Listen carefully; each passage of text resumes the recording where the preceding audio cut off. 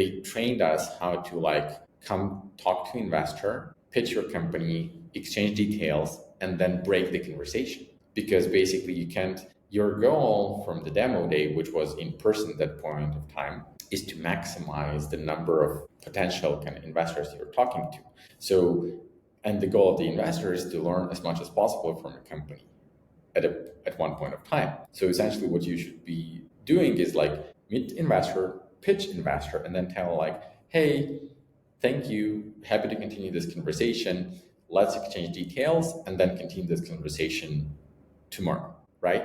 And they taught us how to do it, and we trained how to do it to make sure that basically kind of everything is running smoothly and we're maxing out it. So this was transformative, right? Truly transformative. It showed me what startups are, what Silicon Valley is, why it works as it works, and it explained me that accelerators are not universities. Accelerators are growth and fundraising machines. And essentially, if you're talking to an accelerator and they tell you like, oh, we're gonna teach you and we're gonna give you like resources, like that's not what you should get from accelerator, because you pay with a lot of equity. So you have to make sure that kind of that equity transforms into a lot of growth and great fundraising terms.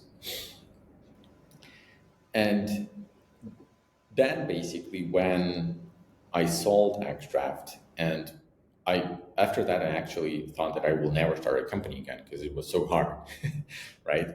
But when AI came to be, right, and kind of GPT-4 came to be, I'm like, okay, I just cannot afford to miss this opportunity, right? So I started AI-SDR, and the first thing I did was apply to Y Combinator, right? So like, because this was such a kind of transformative experience at that point of time, and many people ask me like, why did you do that, right? You had investor network, you had everything ready.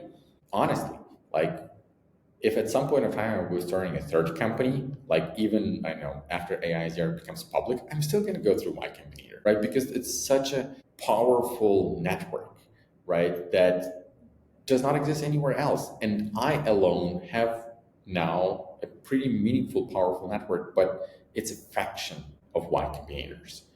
Right. And like, and I assume a slightly different network is needed for each business too, right? So for your initial business, there would be a group of investors, a group of individuals that have a very keen interest on that particular line of startup. But for AI-SDR, it may be a very, very different network for that. Yeah. And then the third business, again, completely different, right? Yeah. And like I've read a lot of hate saying like, oh, Y Combinator like takes so much equity, like 7%, right? And then sometimes even more, like this is a steal.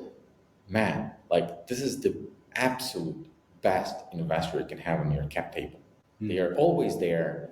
They're always offering more. The network is there. The deals are there.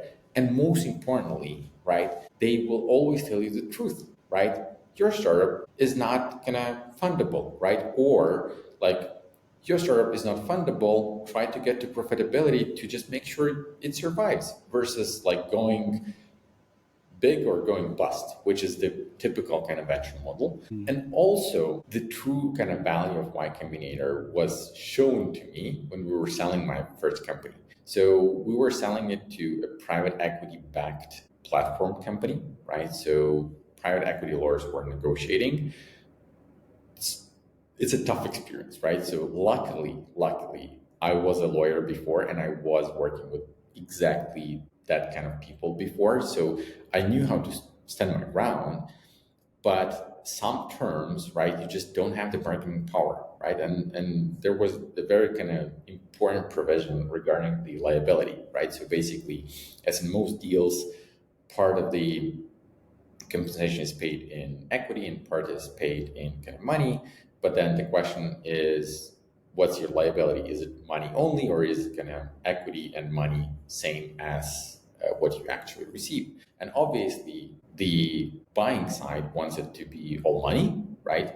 And then the selling side wants it to be exactly what I received because I don't want to be paying back money that I never got.